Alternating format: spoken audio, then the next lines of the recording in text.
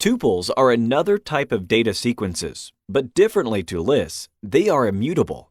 Tuples cannot be changed or modified. You cannot append or delete elements. The syntax that indicates you are having a tuple and not a list is that the tuple's elements are placed within parentheses and not brackets. By the way, the tuple is the default sequence type in Python. So if I enlist 3 values here, the computer will perceive the new variable as a tuple. We could also say the 3 values will be packed into a tuple. For the same reason, we can assign a number of values to the same number of variables. Do you remember we went through that a few lectures ago? On the left side of the equality sign, we just added a tuple of variables, and on the right, a tuple of values.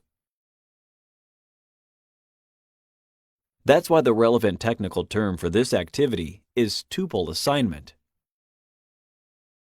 In the same way we did for lists, we can index values by indicating their position in brackets. That's why we obtain the first number from the tuple x, namely 40. In addition, we can also place tuples within lists, and then each tuple becomes a separate element within the list.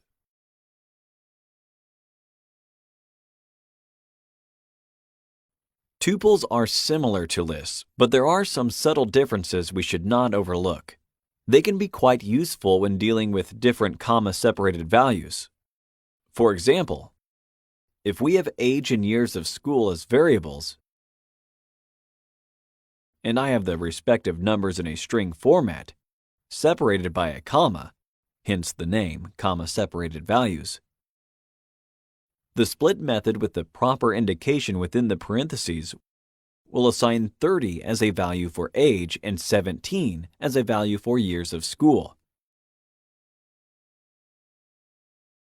We can print the 2 variables separately to check the outcome. Everything seems to be correct. Awesome! Last, functions can provide tuples as return values. This is useful because a function, which can only return a single value otherwise, can produce a tuple holding multiple values. Check this code.